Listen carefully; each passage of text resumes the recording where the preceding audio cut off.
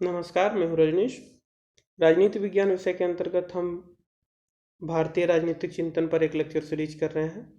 यह सीरीज का 6वां लेक्चर है। आज की चर्चा का विषय है अरविंद घोष। यहाँ पर मेरे बारे में दिया हुआ है, नीचे टेलीग्राम चैनल का लिंक दिया हुआ है। टेलीग्राम चैनल पर जा कर के आप इस लेक्चर सीरीज और के बाकी वीडियोज़ का लिंक प्राप्त कर सकते हैं।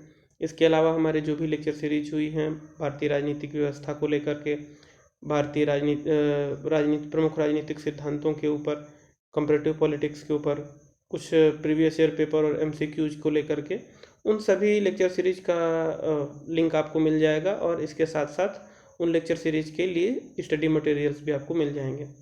तो शुरू करते हैं। अरविंद घोष, जो कि अरबिंदो भी कहा जाता है इनका टाइम पीरियड है 1872 से 1950। इनका जन्म कलकत्ता में हुआ था। कलकत्ता यानी बंगाल। कलकत्ता में इनका जन्म हुआ, एक संपन्न परिवार में हुआ था। संपन्न परिवार में जन्म होने के कारण इनकी प्रारंभिक शिक्षा दीक्षा अच्छे से हुई। बाद में ब्रिटेन भी पढ़ने के लिए गए। यह कैम्ब्रिज विश्वविद्यालय में भी पढ़े थे। इन्होंने आईसीएस, जो उस समय की सिविल सर्विसेज परीक्षा हुआ करती थी, उसे भी उत्तीर्ण की थी। अरविंद घोष के ने इंडियन सिविल सर्विसेज की जो परीक्षा थी उसे उत्तीर्ण किया था। लंदन में रहते हुए ही इनका जो राष्ट्रवादी रुझान प्रकट हुआ और यहाँ भी उनका राष्ट्रवाद के प्रति और भारतीय स्वतंत्रता के प्रति उनका झुकाव रहता था। लेकिन लंदन में जब ये लंदन में गए तो वहाँ पे एक गुप्त संगठन में, जो जिसका नाम लोटस एंड डैगर है, इसके ये सदस्य बने, उसके संपर्क में आए, लोटस एंड डैगर के संपर्क में आए और यहीं से उन्होंने इसकी सदस्यता लेकर के भारत की मुक्ति और पुनर्निर्माण की शपथ ली। तो इस तरह से एक संपन्न परिवार में जन्मा हुआ बंगाली व्यक्ति जो कि लंदन गया और वहाँ जाकर के एक क्रांतिकारी संगठन से जुड़ गया। 1892 में लंदन गए थे और वहाँ उन्होंने लोटस एंड डैगर की सदस्यता ली थी। 1905 में जब, अब ये इनके जीवन के बारे में कुछ प्रमुख घटनाएं हैं, इनसे संबंधित प्रश्न भी पूछे जाते हैं, जैसे हम आगे आपको बताएंगे कौन कौन से प्रश्न आए हैं। 1905 में जब बंग भंग आंदोलन हुआ तो उग्रपंथी और जो नेता थे उनका साथ इन्होंने दिया। उग्रपंथी नेता कौन कौन से?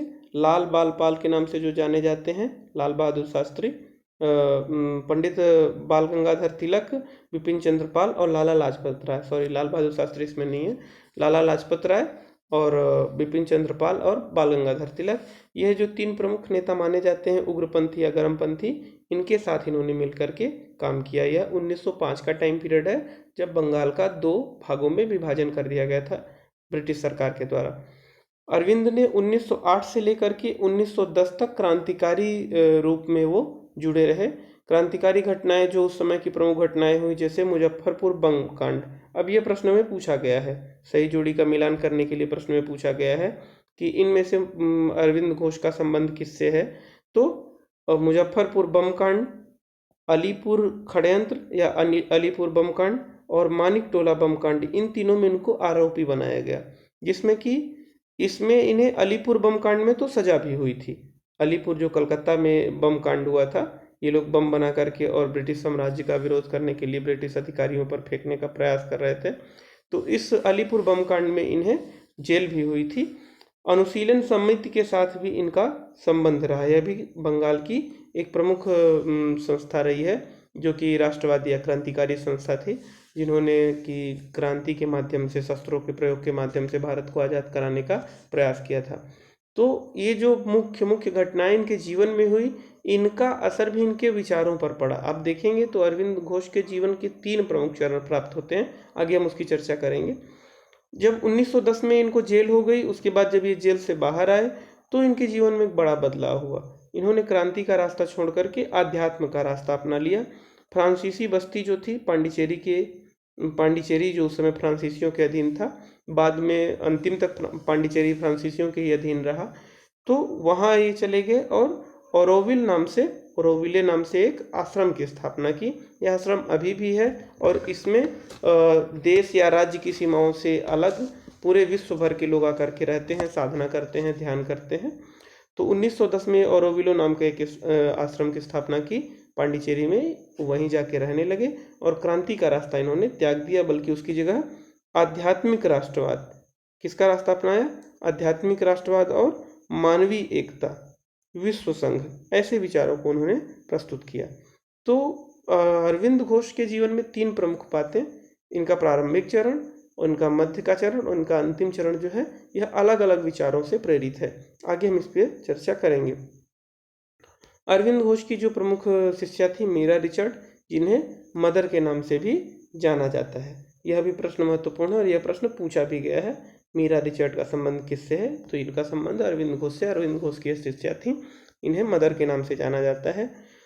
अरविंद घोष के जीवन के 3 चरण जिसकी चर्चा हम पहले कर रहे थे। पहला चरण क्रांतिकारी राष्ट्रवादी, जिसमें यह हिंसा के माध्यम से, शस्त्रों के प्रयोग के माध्यम से देश को आज़ाद कराने के लिए प्रतिबद्ध थे। दूसरा है उग्र राष्ट्रवादी या गर्मपंथी, जो ये उग्रपंथियों या गर्मपंथियों के संपर्क में आए, लाल बाल पाल के संपर्क में आए। और तीसरा और अंतिम चरण उनका कौन सा है? 1910 से लेकर के 1950 तक का जो टाइम पीरियड था, वह था इनका आध्यात्मिक चरण जो था, जिसमें आध्यात्मिक राष्ट्रवाद थे। राष्ट्र की उन्नति आध्यात्म के माध्यम से करने का विचार प्रस्तुत करते हैं। अब अरविंद की जो उनकी विद्वता थी, उनका जो दर्शन था, उनके जो कार्य थे, उसमें अलग अलग लोगों को अलग अलग तरह से प्रभावित किया। तो उन जो भी उनके समकालीन लोग रहे, उन्होंने अरविंद घोष के बारे में अलग अलग विचार प्रस्तुत किए। जैसे रविन्द्रनाथ टैगोर तो कहते हैं कि अरविंद के द्वारा भारत पूरे विश्व को अपना संदेश व्यक्त करेगा। रविन्द्रनाथ टैगोर का कहना था कि अरविंद घोष के जो विचार हैं वह पूरे विश्व में जाएंगे तो वह भारत के विचार कहलाएंगे, अर्थात भारत अपने प्रतिनिधित्व के रूप में अरविंद घोष के विचारों को प्रसारित करेगा। वे भारतीय संस्कृति व सभ्यता के मसीहा हैं, ऐसा रविन्द्रनाथ टैगोर ने अरविंद घोष के बारे में कहा है। आगे भी कुछ लोगों ने उनके बारे में कहा, कुछ अच्छा कुछ बुरा, हर तरह की बातें होती हैं। रोमा रोला जो कि गांधी जी के बारे में इनके विचार फिर प्राप्त होते हैं। रोमा रोला ने अरविंद घोष के बारे में बताया है कि अरविंदो एशिया की प्रतिभा व यूरोप की प्रतिभा का सर्वोत्कृष्ट समन्वय थे। अरविंद घोष के अंतर्गत पूर्व और पश्चिम का एक महत्वपूर्ण या एक सर्वोत्कृष्ट समन्वय था, जिसमें वे भारतीय दार्शनिकों के सम्राट कहते हैं। रोमा रोला ने तो इन्हें क्या कहा है कि यह भारतीय दार्शनिकों के सम्राट है, सबसे उत्कृष्ट दार्शनिक है भारत में। इसके अलावा लॉर्ड मिंटो जो उस समय के वायसराय थे, उन्होंने बताया कि लॉर्ड मिंटो ने क्या बताया कि अरविंदो भारत का सबसे खतरनाक व्यक्ति है। अरविंदो को उन्होंने सबसे खतरनाक, और इसका कारण भी है क्योंकि उस समय जो क्रांतिकारी गतिविधियां थी उसमें अरविंद घोष सक्रिय रूप से शामिल रहते थे। लगभग सभी क्रांतिकारी गतिविधियों से इनका संबंध होता था। तो लॉर्ड मिंटो ने इनके बारे में ऐसा कहा। डॉक्टर फ्रेडरिक स्पजलबर्ग ने इनके बारे में क्या कहा? उन्होंने बताया कि यह हमारे युग का पैगंबर है, अर्थात ईश्वर का भेजा हुआ दूत, जो कि ईश्वर का पैगाम लेकर के आया, ईश्वर का संदेश लेकर के आया, ऐसा व्यक्ति इन्होंने कहा। किसने कहा? फ्रेडरिक स्पजलबर्ग ने। तो ये चारों बातें जिन लोगों ने कही वह महत्वपूर्ण है, क्योंकि यह अरविंद घोष के बारे में कहा गया उनके समकालीन लोगों द्वारा, और इसके साथ साथ यह महत्वपूर्ण जो बहुविकल्पीय प्रश्नों के रूप में पूछा भी जाता है। आगे हम जान लेते हैं कि अरविंद घोष के जो विचार हैं, जो उनका दर्शन है, उस पर किन लोगों ने प्रमुख रूप से अपने प्रभाव डाले। क्योंकि किसी भी व्यक्ति का दर्शन उसकी अपनी सृष्टि नहीं होती, उसकी अपनी रचना नहीं होती, बल्कि उसके अध्ययन, उसके माहौल, उसके आसपास के परिवेश का असर उस पर अवश्य रहता है। तो सबसे पहले अरविंद का विचार जो प्रभावित रहा है विवेकानंद से। विवेकानंद का जो नव वेदांत था उससे अरविंद काफ़ी प्रभावित थे, विवेकानंद के नव वेदांत व आध्यात्मिक राष्ट्रवाद से। एक तो होता है आध्यात्मिक राष्ट्रवाद का मतलब होता है कि राष्ट्र की उन्नति का आधार आध्यात्म हो, पहला। राष्ट्र के गठन का, संगठन का या राष्ट्र के निर्माण का आधार आध्यात्म हो। तो ये जो विवेकानंद के विचार हुए हैं आध्यात्मिक राष्ट्रवाद के बारे में या नव वेदांत के बारे में, इसका पर्याप्त असर, इसका प्रभाव अरविंदो के दर्शन में प्राप्त होता है। इसके अलावा आयरलैंड के जो नेता रहे हैं, विशेष करके पार्नेल जो उनके नेता रहे हैं, इससे इन्होंने निष्क्रिय प्रतिरोध की विधि का उपयोग किया। निष्क्रिय प्रतिरोध को इन्होंने सीखा या जो अपने विचारों में प्रकट किया। जो जर्मन दार्शनिक नीत्शे रहे हैं, इनमें से इनके विचारों से इन्होंने अतिमानव या सुपरमैन की अवधारणा ली। अतिमानव ऐसा व्यक्ति है जिसने कि अपनी आध्यात्मिक उन्नति करके अपने आप को सर्वश्रेष्ठ बना लिया हो। आगे उसकी चर्चा हम करेंगे। तो ये जर्मन दार्शनिक जो नीत्शे थे, इनसे इन्होंने ग्रहण किया। अलग अलग लोगों से अलग अलग विचार के प्रभाव उनके ऊपर देखने को मिलते हैं। जैसे कि जर्मन दार्शनिक हेगल से आदर्शवादी राष्ट्र की इन्होंने राष्ट्रवाद ग्रहण किया। आदर्शवादी राष्ट्रवाद मतलब कि राष्ट्र को या राज्य को ही आदर्श मानना, उसको अंतिम लक्ष्य या साध्य मानना। जब हेगल पर हम चर्चा करेंगे तो विशेष रूप से इस पर चर्चा करेंगे। तो यह जर्मन दार्शनिक हेगल से इन्होंने आदर्शवादी राष्ट्रवाद की धारणा ली। राष्ट्र राज्य के विचार से भी यह प्रभावित थे, यानी नेशन स्टेट के विचार से यह प्रभावित थे।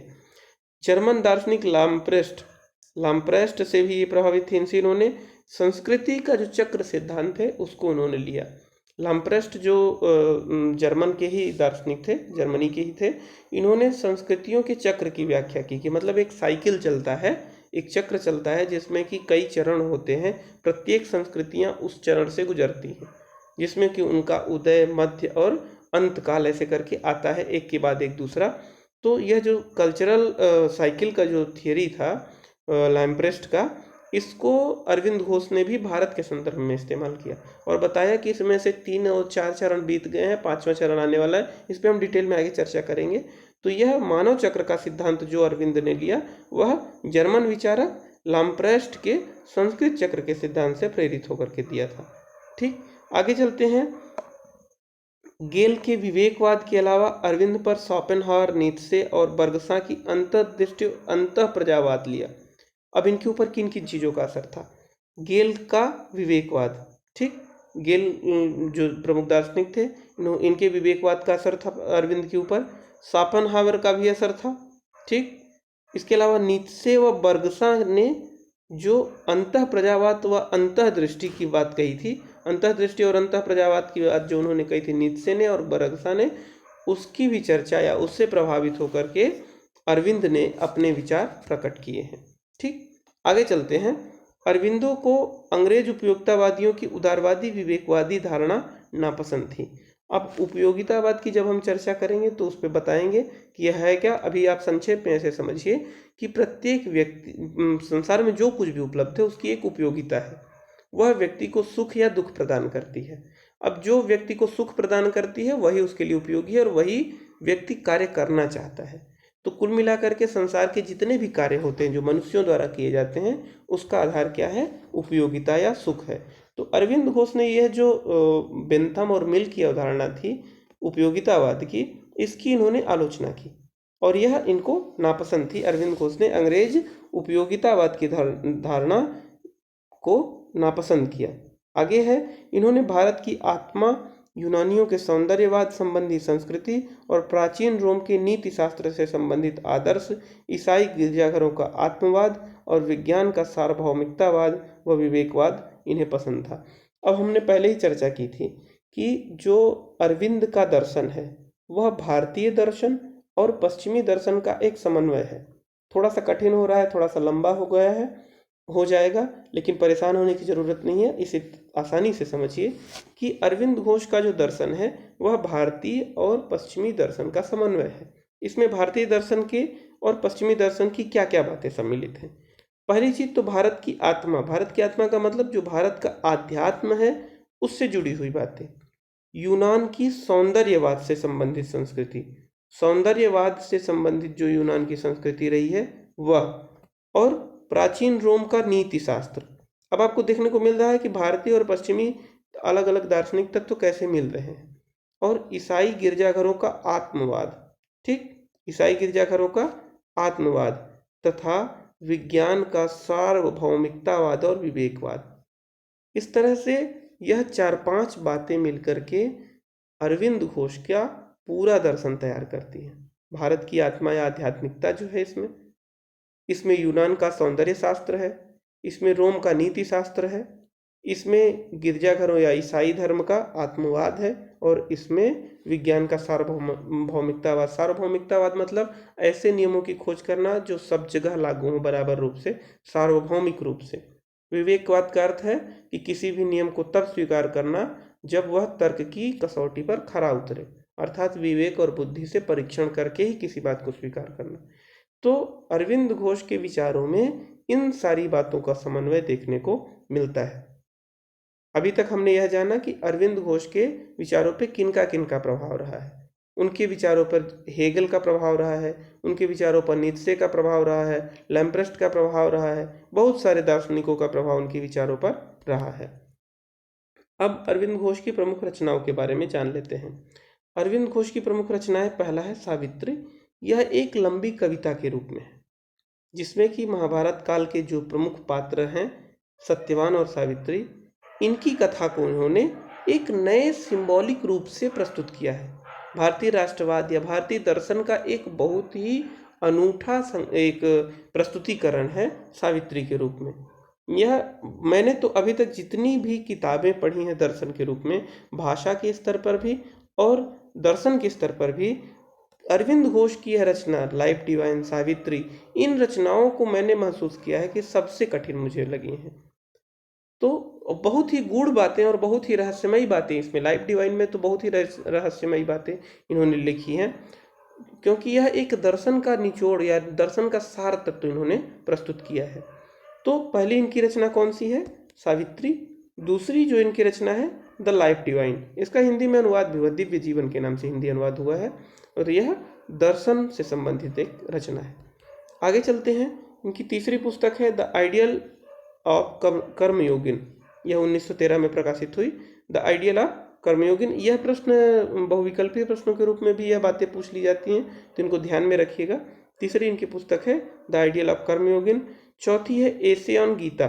गीता के जो भी ज्ञान है, श्रीमद् भगवद गीता का जो भी ज्ञान है, उसे जो अरविंद ने महसूस किया और उसकी जो व्याख्या की, वह इन्होंने एसे ऑन गीता के बारे में प्रकट किया, एसे ऑन गीता में लिखा। इनका कहना है, अरविंद घोष का कहना है कि जेल में ईश्वर मेरे सामने प्रकट हुए और मुझे गीता दी और सनातन धर्म का बोध कराया। तो इनको यह गीता के बारे में लिखने की प्रेरणा ईश्वर ने स्वयं दी थी, ऐसा अरविंद घोष का कहना था। पांचवी इनकी पुस्तक है द ह्यूमन साइकिल, यह पॉलिटिक्स से संबंधित है।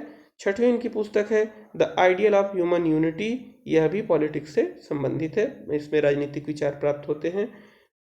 इनकी सातवीं पुस्तक है द सिंथेसिस ऑफ योगा, यह इंटरनल योगा, आंतरिक योग के बारे में है। या इसमें जो एक अवधारणा इन्होंने प्रस्तुत की है इंटरनल योगा की। जो इनकी अगली पुस्तक है, आठवीं पुस्तक the Renaissance of India, Bharat में जो पुनर्जागरण है उसकी चर्चा इन्होंने की इसमें। और जो नौवीं पुस्तक है the new lamp for old, यह पुस्तक इन्होंने लिखी थी जो कांग्रेस की नीतियां थी उसकी आलोचना में। असल में the new lamp for old जो है वह इनका एक लेख संग्रह है, लेख संग्रह जो कि महादेव गोविंद रानडे की जो समाचार पत्र था इंदु प्रकाश में इन्होंने कुछ लेख लिखे थे। और इन लेखों में उन्होंने क्या किया था कि कांग्रेस की जो नरमपंथी नीतियां थी, जो दादा भाई नौरोजी और उनके बाद के लोगों ने अपनाई थी, उनका जो अनुनय विनय और प्रार्थना की जो नीतियां थी उसका इन्होंने विरोध किया था, उसकी आलोचना की थी।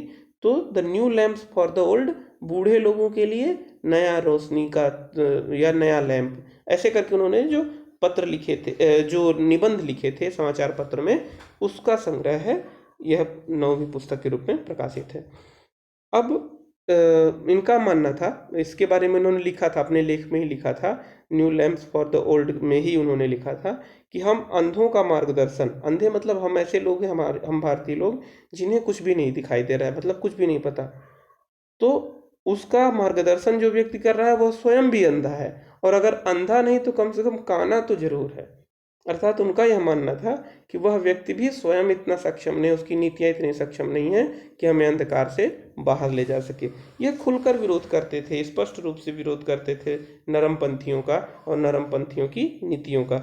उन्होंने तो यह भी कहा कि भारतीय राष्ट्रीय कांग्रेस जो है वह भारतीय राष्ट्रीय कांग्रेस है ही नहीं, असल में वह अराष्ट्रीय कांग्रेस है। भारतीय राष्ट्रीय कांग्रेस को उन्होंने कहा कि अराष्ट्रीय कांग्रेस है, यह राष्ट्र के बारे में कुछ सोचती ही नहीं है। इन्होंने कुछ समाचार पत्रों का भी संपादन किया।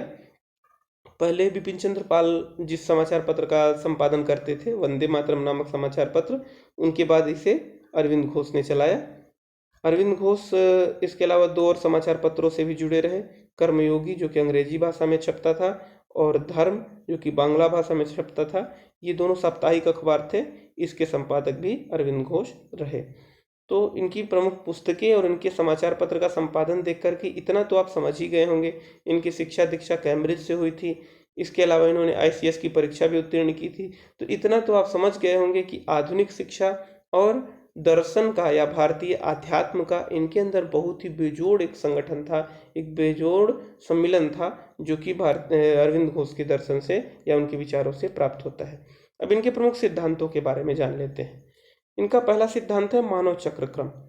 पहले ही हमने चर्चा की थी, लैम्प्रस्ट के जो संस्कृतियों का चक्र जो है उससे प्रभावित होकर इन्होंने मानव चक्र का सिद्धांत दिया, तो उस पर हम चर्चा कर लेते हैं।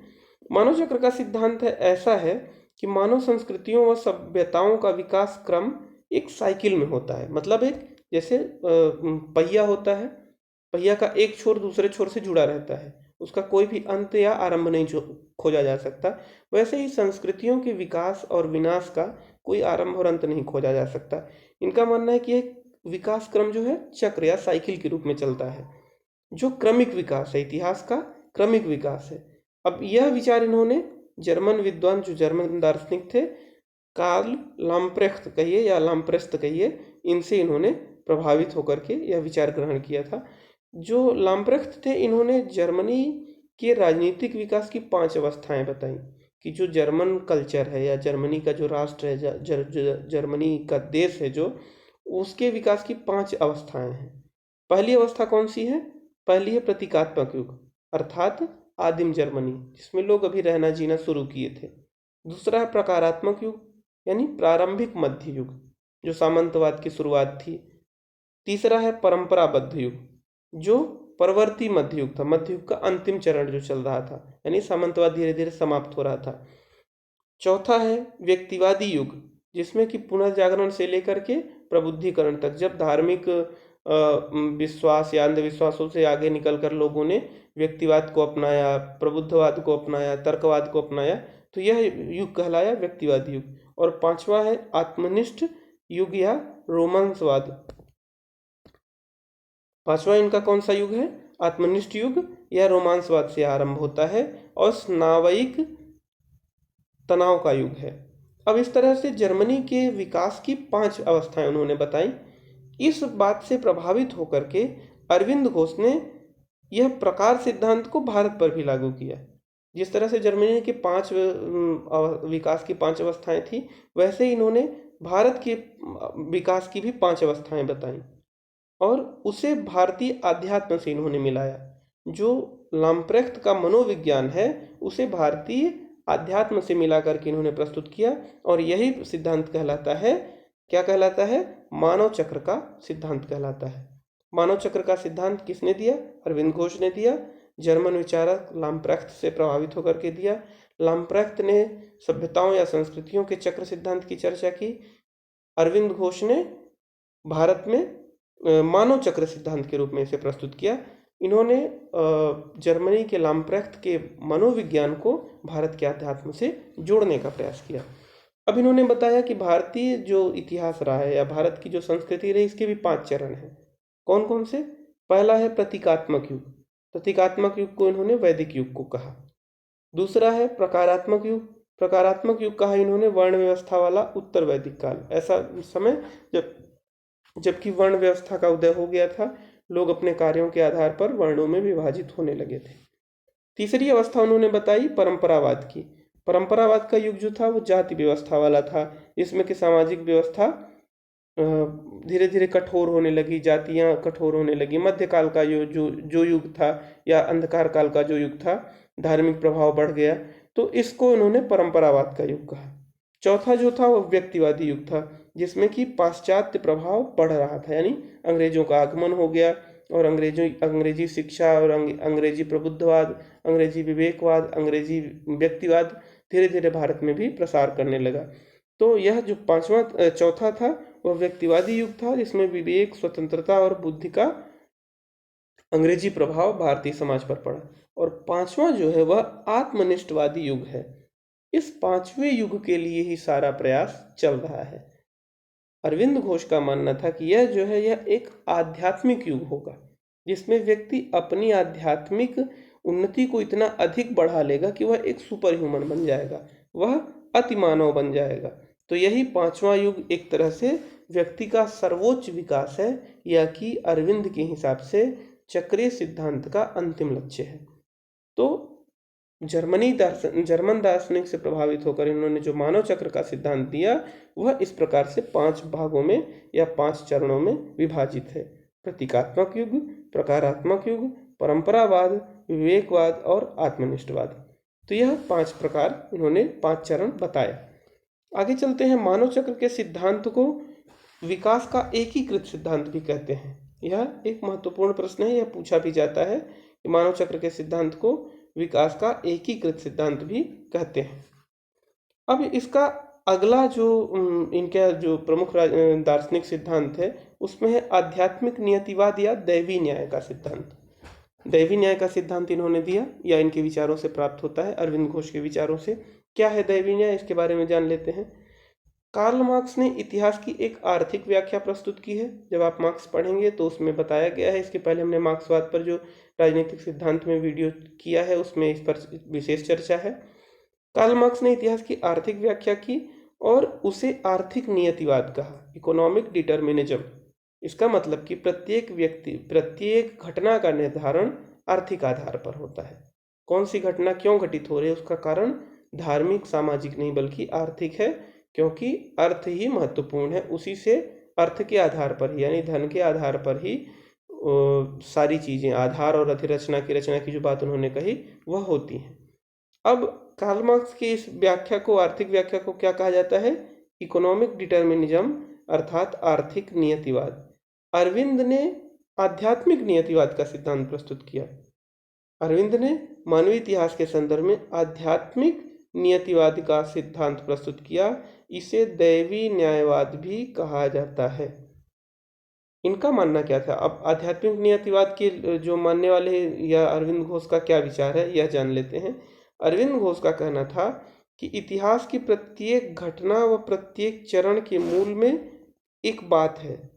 मार्क्स कहता है कि वह बात अर्थ है, जबकि अरविंद घोष कहते हैं कि वह है ईश्वर की शक्तियां। अर्थात इतिहास की प्रत्येक घटना जो है वह ईश्वर की शक्तियों का परिणाम है।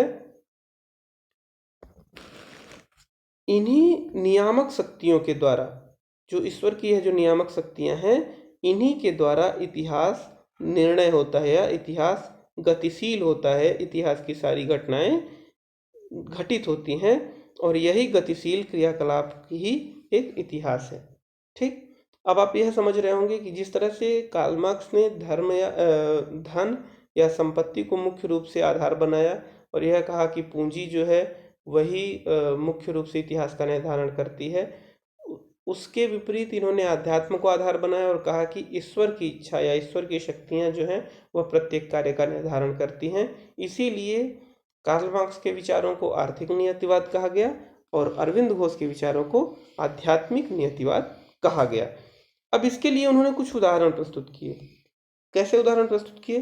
पहला तो उन्होंने कहा कि जो बंगाल का राष्ट्रवाद है वह ब्रिटिश शोषण व उत्पीड़न सब ईश्वर की योजना का अंग है। जिस तरह से बंगाल में ब्रिटिश शोषण चल रहा है, उत्पीड़न चल रहा है, बंगाल का विभाजन हुआ, अकाल में अधिक से अधिक कर संग्रह हुआ, जनता पर जो कष्ट दिए गए, जनता का जो शोषण हुआ, उत्पीड़न हुआ, यह सारी चीजें ईश्वर की योजना का अंग है। ईश्वर ने एक बड़ी योजना तैयार की है और उसी का एक ये भाग है। दूसरा, फ्रांस की क्रांति भी ईश्वर की योजना का परिणाम है। कौन सी? मिराबो, दांते, राबोस्पियर, नेपोलियन इत्यादि जो क्रांतिकारी हुए हैं यह भी काली की इच्छा को ही कार्य रूप दे रहे हैं। काली को उन्होंने ईश्वर के रूप में प्रस्तुत किया कि यह सारे लोग काली की इच्छा को ही प्रस्तुत कर रहे हैं, कार्य रूप दे रहे हैं। तो इनका मानना था कि हम जो भी कष्ट झेल रहे हैं या जो भी सुख प्राप्त कर रहे हैं वह सब ईश्वर की इच्छा से हो रहा है। हम जो कष्ट झेल रहे हैं वह ईश्वर ने हमें हमारी भूलों के दंड के रूप में दिया है और जो सुख प्राप्त कर रहे हैं वो हमारे अच्छे कार्यों का पारितोषिक है। तो आर्थिक नियतिवाद जो कार्ल मार्क्स ने बताया था उसके विपरीत उन्होंने आध्यात्मिक नियतिवाद प्रस्तुत किया और सारी चीज़ों के मूल रूप में ईश्वर की इच्छा को बताया कि सारी चीज़ें तभी होती हैं क्योंकि वह ईश्वर की इच्छा का भाग है, उसकी एक बड़ी योजना का अंग है। भारत को उसकी भूलों के लिए दंडित करने तथा नवीन जागरूकता का संचार करने के लिए अंग्रेजी शासन भी दैवी व्यवस्था का ही एक रूप है। यह भी इनका मानना था कि अंग्रेजी शासन जो है वह भी दैवी व्यवस्था का ही एक रूप है, क्योंकि भारत में जो भी भूल लोगों ने की है उसको दंडित करना है और नवीन जागरूकता का संचार करना है। तो अंग्रेजों के माध्यम से भारतीयों को यह दंड दिया गया है और नई भावना, नई ऊर्जा का संचार हो, नई जागरूकता का संचार हो, इसका प्रयास करने के लिए भारत में अंग्रेजों का राज स्थापित किया। किसने किया है? ईश्वर की इच्छा से हुआ है।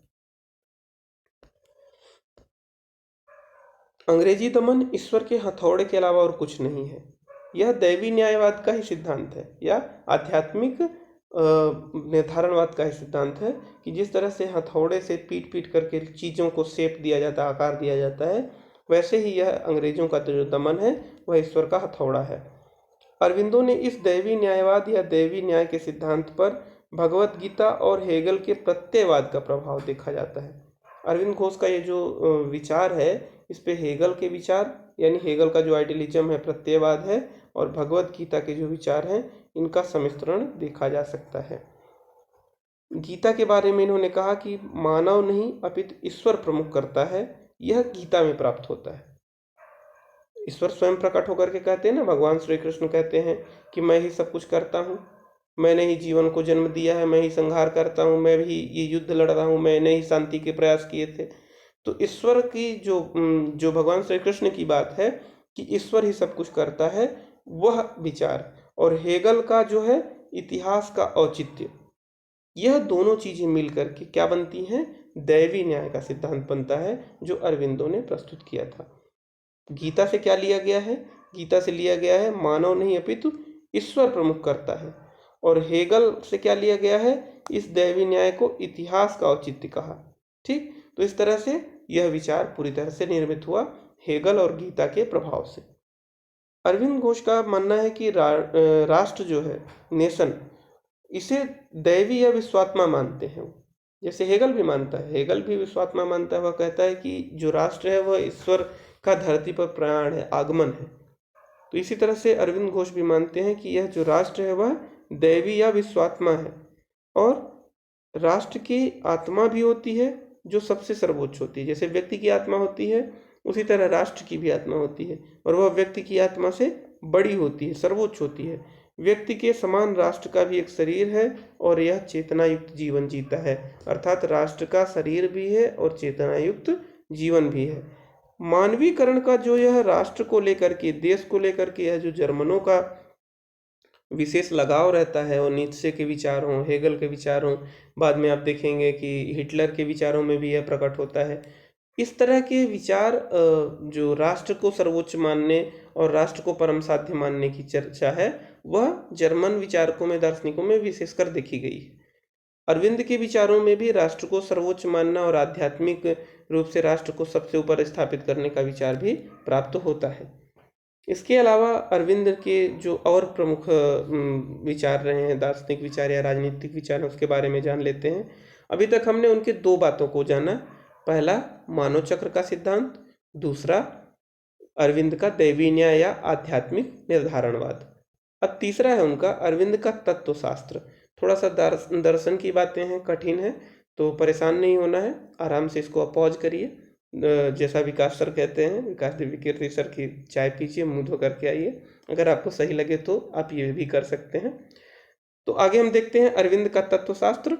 अरविंद के तत्वशास्त्र या आध्यात्मवाद और भौतिकवाद का समन्वय कहलाता है, जिसमें भारत का आध्यात्मवाद और पश्चिमी दर्शन का भौतिक शास्त्र जो है, उस दोनों का समन्वय है, दोनों का मिलन है।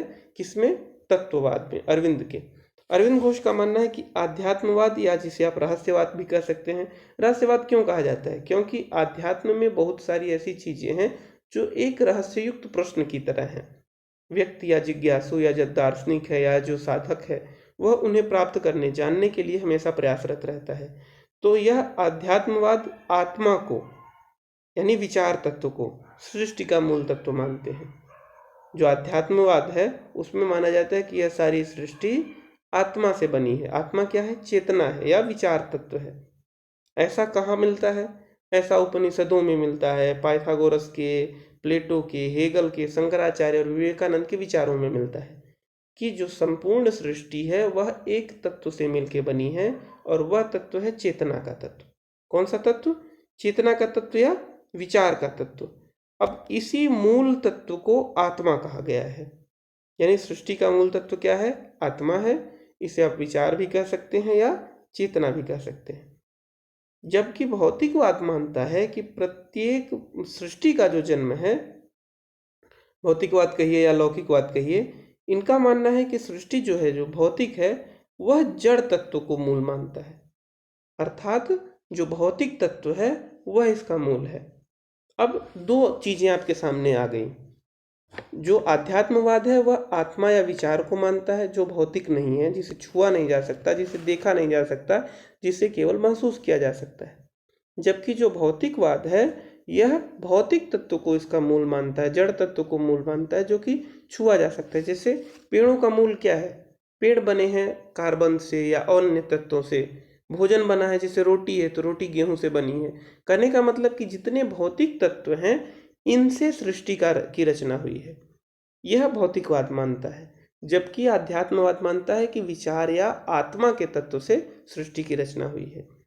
अब इनमें प्रमुख कौन कौन से हैं जो भौतिकवाद को मानते हैं? वह है एपिक्यूरियंस, चरवाक संप्रदाय, कौटिल्य, हॉब्स, कार्ल मार्क्स, ये सारे लोग भौतिकवादी संप्रदाय के लोग हैं।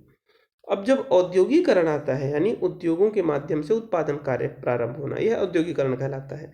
औद्योगिकरण के बाद यूरोप में भौतिकवाद बढ़ा, जबकि भारत में अभी भी आध्यात्मवाद था।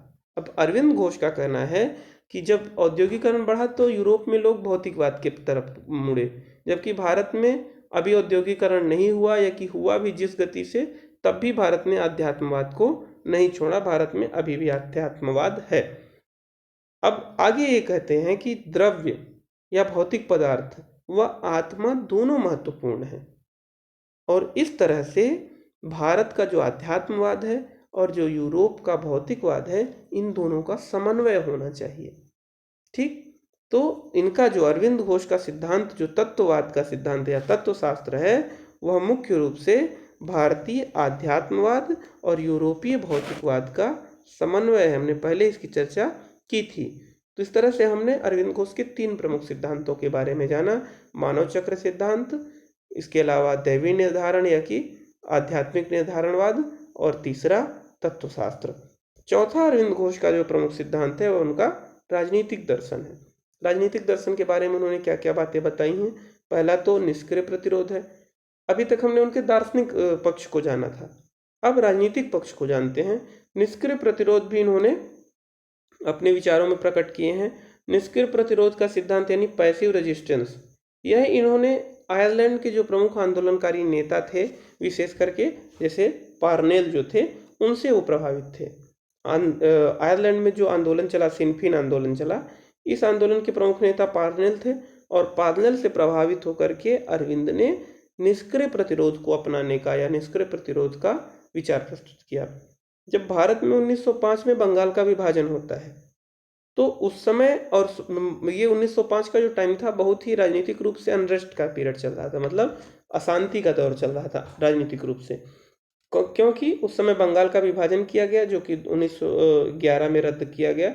तो 1905 से 1911 तक का समय, और वही स्वदेशी आंदोलन भी चल रहा था। तो इन्होंने इसे जो भारतीय राजनीति थी, इसमें अरविंद घोष ने एक गर्मपंथी आंदोलनकारी के रूप में या सरकार की आलोचना करने वाले आंदोलनकारी के रूप में भागीदारी की। और इन्होंने क्या कहा कि अगर नियंत्रण नहीं तो सहयोग नहीं, अर्थात जब तक हमें राजनीतिक व्यवस्था का नियंत्रण प्राप्त नहीं होगा, तब तक हम राजनीति में अंग्रेजों का सहयोग नहीं करेंगे। अब निष्क्रिय प्रतिरोध का विरोध का जो सिद्धांत है, उसका निष्क्रिय प्रतिरोध का मतलब कि हम प्रतिरोध करेंगे जब तक कि हमें नियंत्रण नहीं मिल जाता, यानी राजनीतिक व्यवस्था हमारे अधीन नहीं हो जाती। जबकि इसका विरोध क्या है, इसका उल्टा क्या है, विपरीत क्या है? वह है सक्रिय प्रतिरोध। सक्रिय प्रतिरोध यानी गांधी का सत्याग्रह।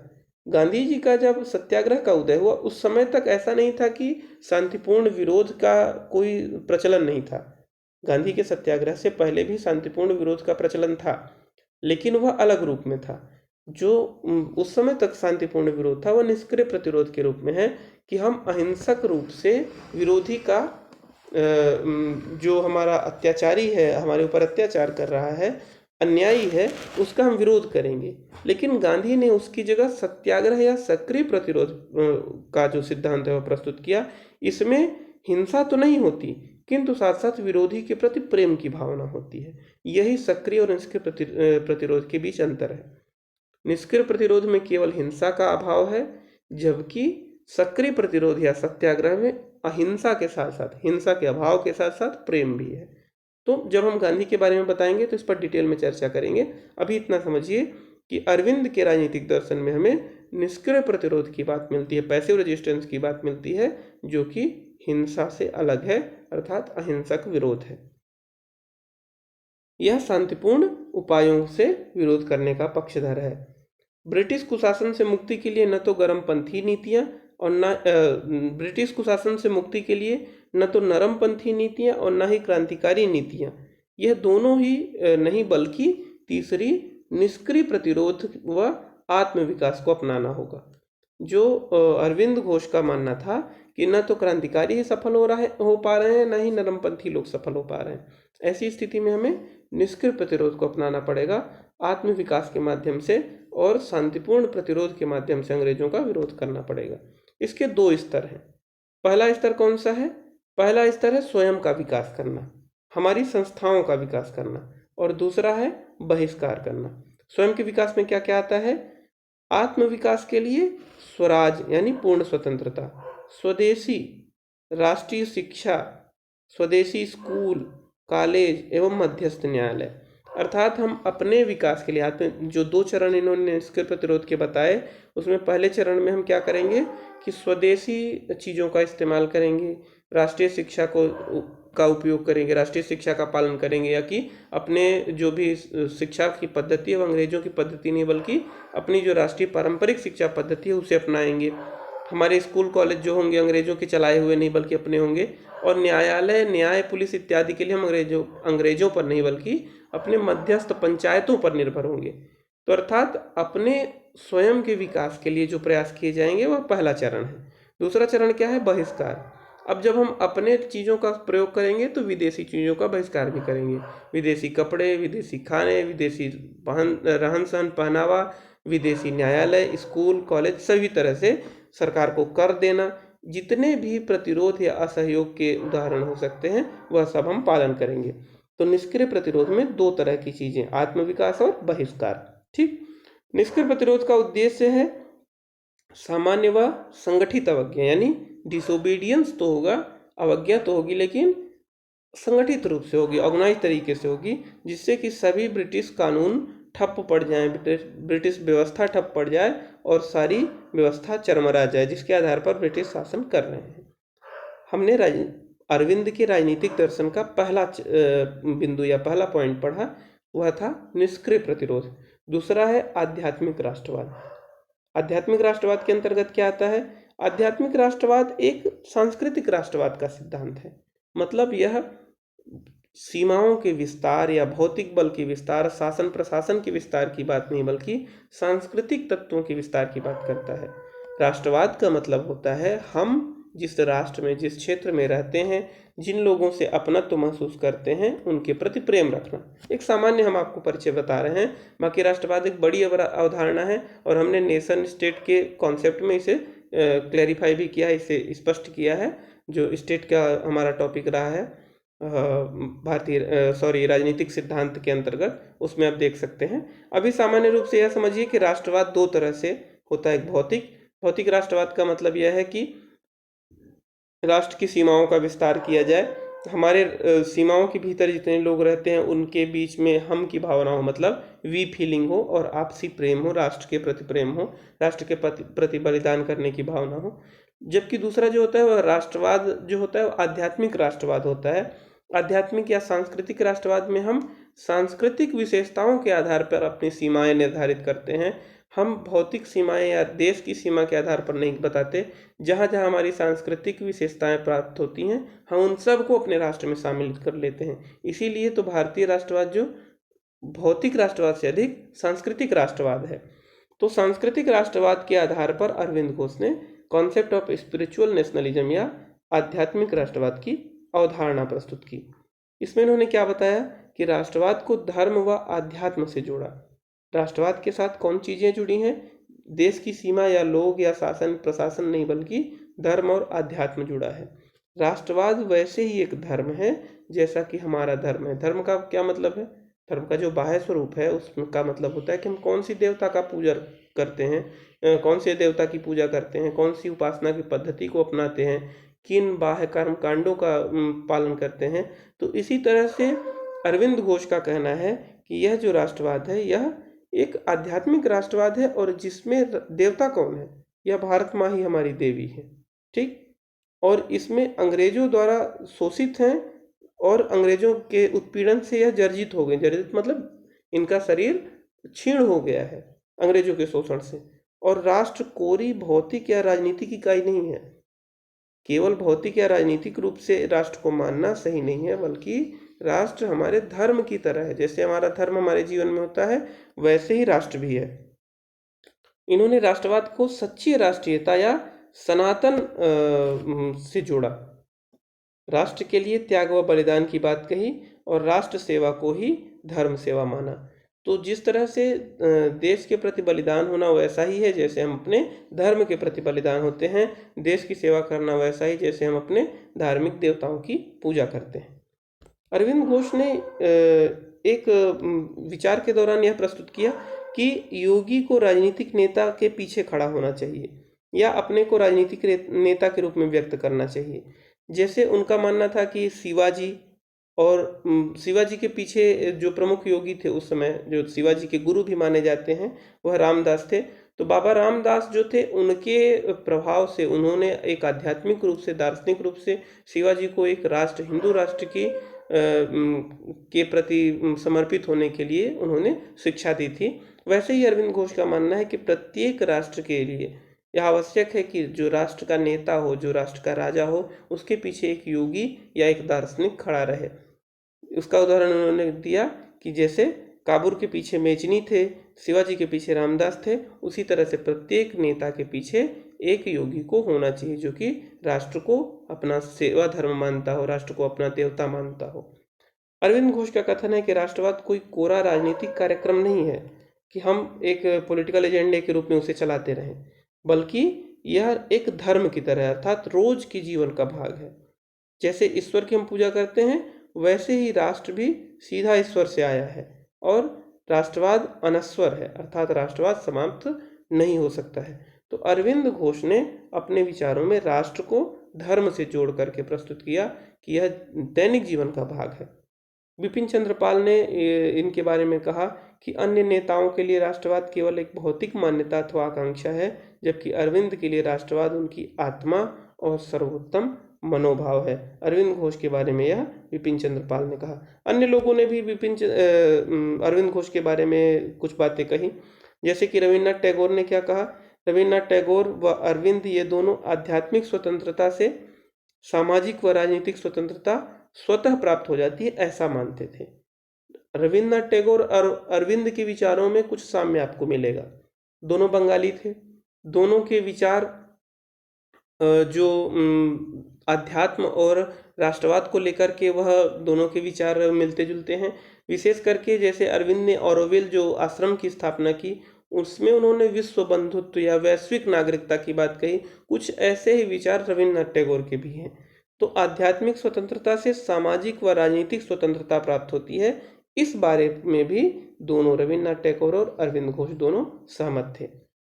जिस तरह से रूसो मानता है, उसी तरह अरविंद घोष ने भी कहा कि अपने जीवन के नियमों का पालन करना ही स्वतंत्रता है, क्योंकि ईश्वरीय नियम व जीवन के नियम एक ही होते हैं। उनका मानना था, यह इसी से मिलते जुलते विचार किसके हैं? रूसो के भी हैं। रूसो ने भी स्वयं के विवेक की आज्ञा का पालन करने की बात कही। उसी तरह से अरविंद घोष भी कहते हैं कि अपने जीवन के नियमों का पालन करना ही स्वतंत्रता है। क्यों?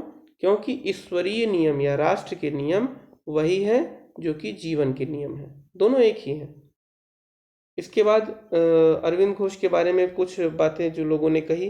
Ronald show the heart of Aryavarta में उन्होंने बताया कि अरविंद घोष ने अराजकता के भयावह वातावरण में धर्म का स्फूर्तिदायी प्रभाव फूंकने के लिए अन्य किसी भी व्यक्ति से अधिक कार्य किया।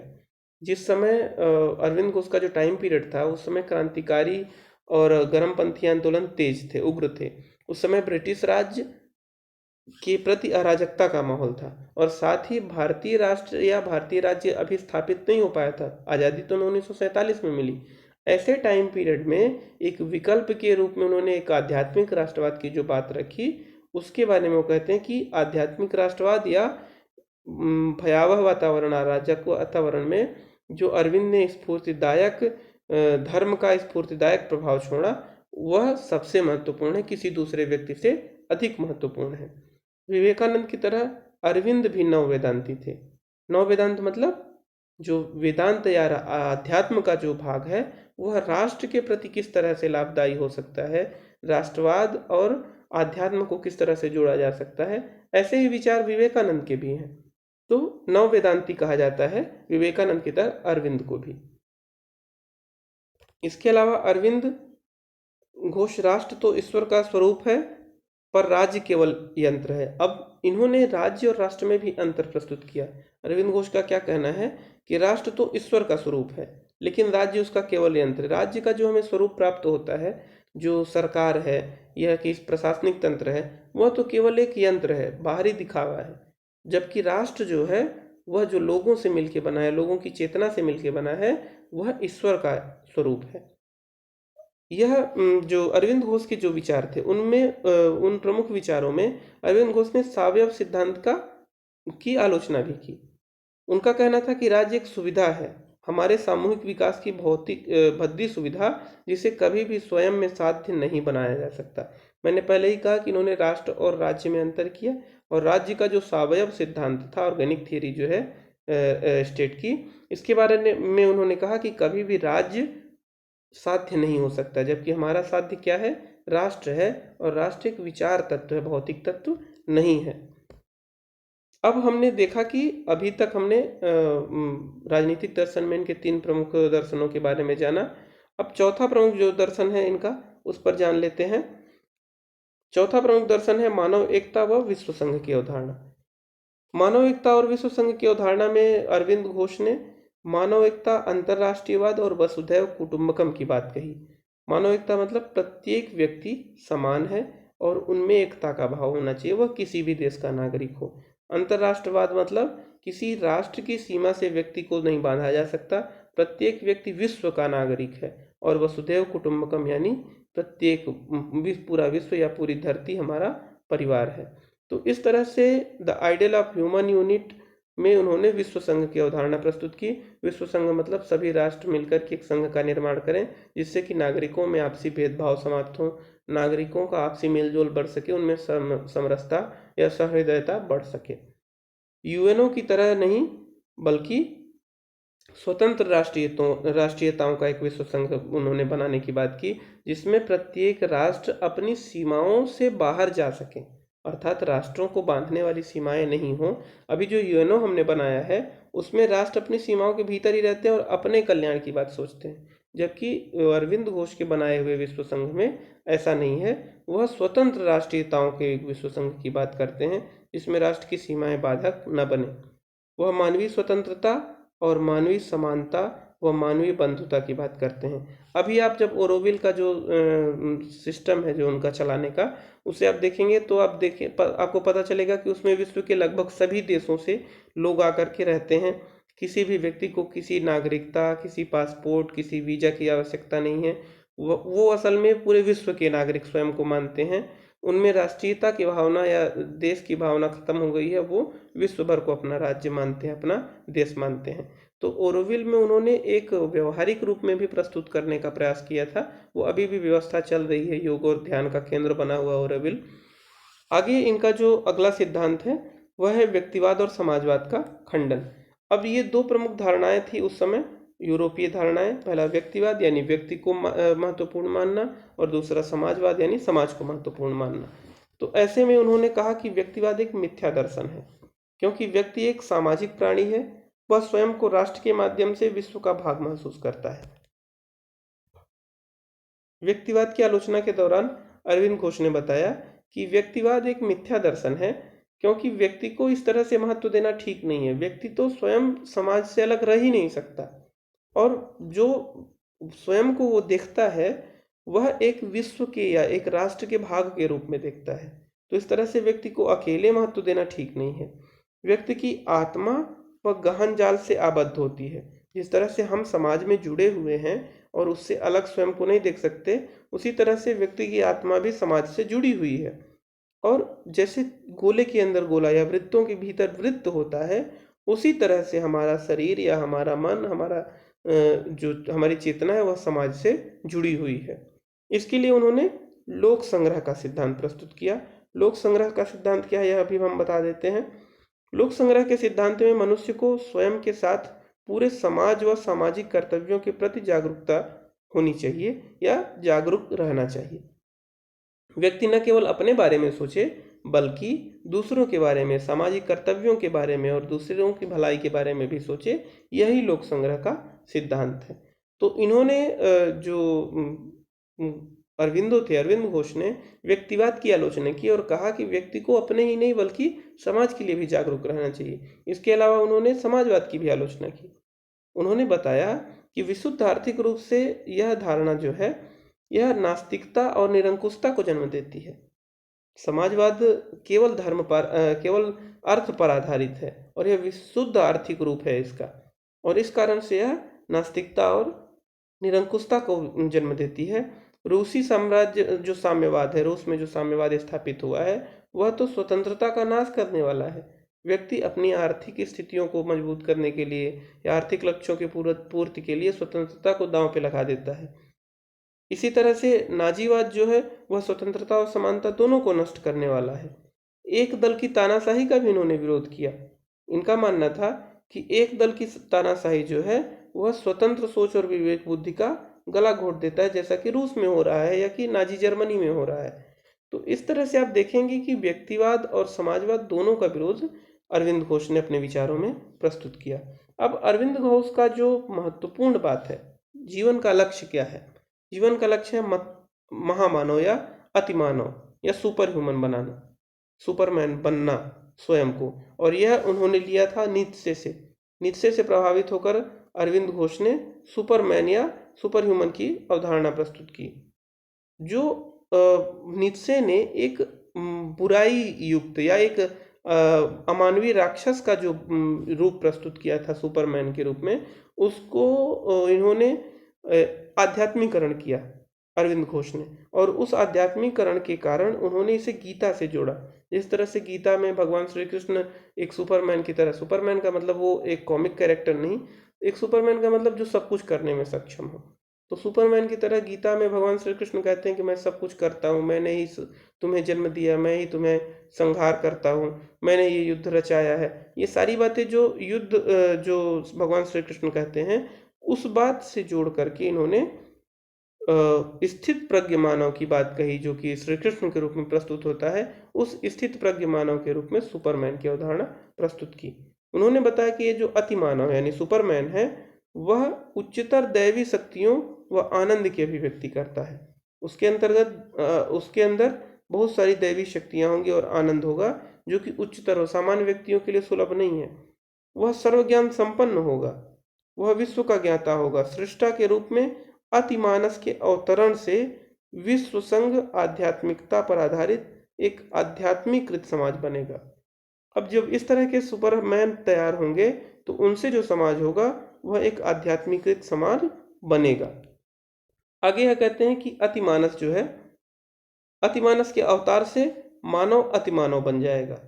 जब हमारी चेतना जो है वह स्थित प्रज्ञ हो जाएगी गीता के अनुसार, तो उससे बनने वाला व्यक्ति अतिमानव या सुपरमैन बनेगा। वह व्यक्ति चेतना के स्तर पर एक सामान्य व्यक्ति से उच्च होगा, और इस व्यक्ति के रूपांतरण से सच्ची बंधुता होगी। जब वह चेतना के स्तर पर इतना उच्च हो जाएगा, तो वह दूसरों को भी अपना ही स्वरूप स्वीकार कर लेगा। यही तो गीता में कहा गया है, यही तो उपनिषदों में बताया गया है कि व्यक्ति स्वयं में ही सब कुछ प्राप्त कर लेता है। वह मानता है कि संसार में सब कुछ जो है वो मैं ही हूँ। तो इसलिए सच्ची बंधुता तभी आएगी जब वह सामने वाले व्यक्ति को भी स्वयं का अंश या स्वयं का ही रूप मान ले। वह एकात्म चेतना जागृत होगी, और यही मानवीय एकता के आदर्श का निर्माण करेगी। तो इस तरह से एक सुपरमैन की जो इन्होंने अवधारणा दी है वह क्या है, ऐसा समाज बनाना जिसमें कि मानव एकता या मानवीयता हो। और वह समाज तभी बनेगा जब चेतना स्थित प्रज्ञ होगी। जब चेतना स्थित प्रज्ञ होगी तो व्यक्ति सुपर ह्यूमन या अति मानव बन जाएगा। ठीक। तो इस तरह से हम देखते हैं कि जो अरविंद घोष का, महर्षि अरविंद कहिए, अरविंद घोष कहिए, इनका जो विचार है वह पश्चिमी विचारकों को उन्होंने भारतीय अध्यात्म में लपेट करके जिस तरह से प्रस्तुत किया, इसका जो सम्मिलन प्रस्तुत किया वह देखने को मिलता है।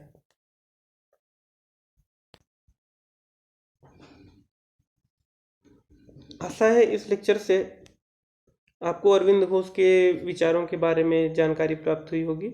यह लेक्चर अरविंद घोष के से संबंधित जो जिज्ञासाएं हैं आपकी, उनकी भी पूर्ति करेगा, साथ ही परीक्षाओं में भी उपयोगी होगा। अगर यह लेक्चर आपको पसंद आया तो इसे अपने दोस्तों के साथ शेयर करें। अरविंद घोष का दर्शन बहुत ही विशाल है, उसमें मैंने कुछ अंश को प्रस्तुत किया आपके सामने। बहुत सारी बातें शेष रह गई और बहुत सारी बातों में हो सकता है कि मेरी जो समझ है वह पूरी तरह से विकसित न हो पाई हो, और इस कारण से मैंने आपकी जिज्ञासा भी अच्छे से शांत न की हो, या कुछ बातों का मैंने मिस इंटरप्रिटेशन किया हो। तो इस बात को कि मैं भी एक विद्यार्थी हूँ और मैं भी आप लोगों से सीखता रहूँगा, इस बात को ध्यान में रखते हुए आप इस लेक्चर का आनंद लें। धन्यवाद। महादेव।